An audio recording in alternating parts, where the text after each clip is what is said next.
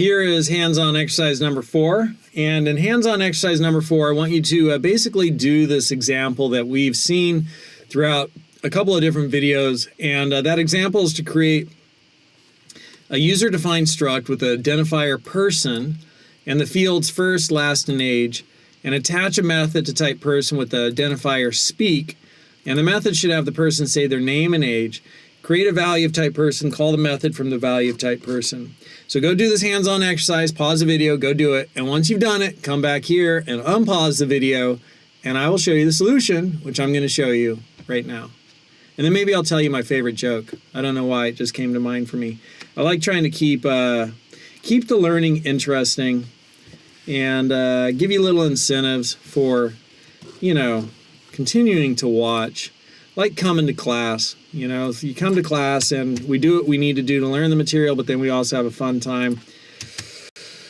It's nice. All right, so we're going to start out with the keyword. We're going to create our own type, and it's going to be person, and the underlying type will be a struct, and then we're going to have the field first, and we'll have the field last, and we'll have the field age, and those will all be ints.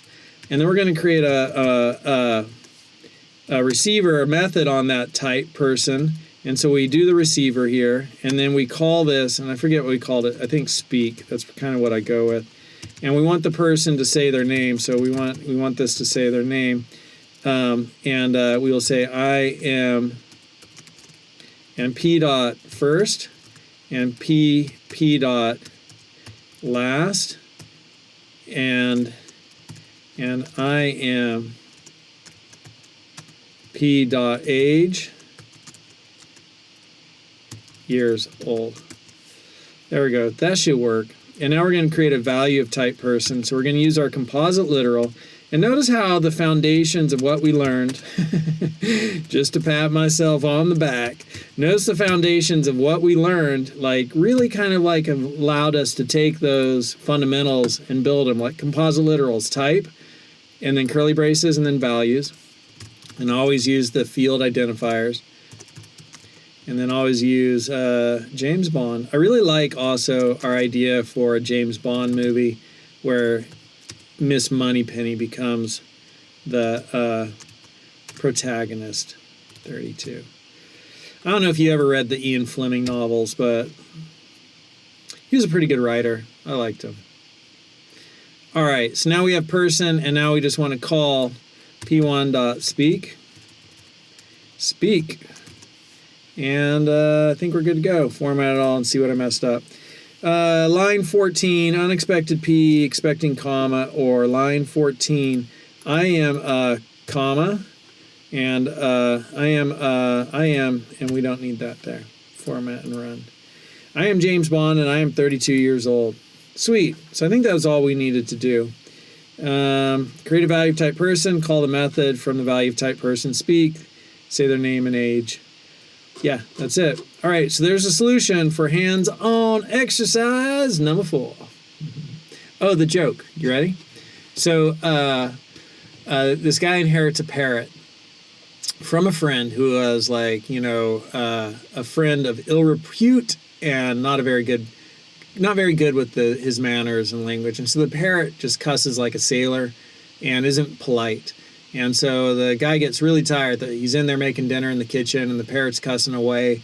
And the guy gets really tired. He's like, "Can you please stop cussing?" The parrot's like, "Ah," and he's just cussing at him. And if you retell this joke, you could, depending upon the audience, decide whether or not you want to imitate a parrot cussing.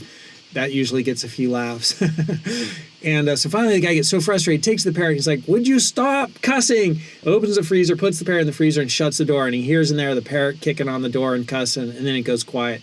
The guy's like, "Oh man, I hope I didn't hurt the parrot." He opens the door and the parrot's shakes off the cold, and he says, "I've had a change of heart. I've reconsidered. I'm sorry for my foul mouth. I'm sorry I haven't been paying attention to you. I want to be able to live with you and have a nice relationship and get along, and I promise not to cuss anymore, and I'll say please and thank you. So do you mind if we just start over on a, blank sheet? Start over." And the guy's like, "Yeah, no problem. Thanks." Takes the parrot out of the fridge, sets the parrot on the counter. Parrot shakes it off again a little bit, and there goes my mouse. And then the parrot says to the guy, "Do you mind if I ask, what did the chicken do?" You get it?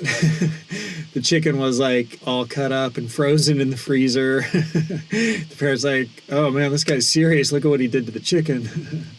All right, I better play nice. That's my parrot joke. I think it's a pretty good one. See you in the next video. Mm-hmm.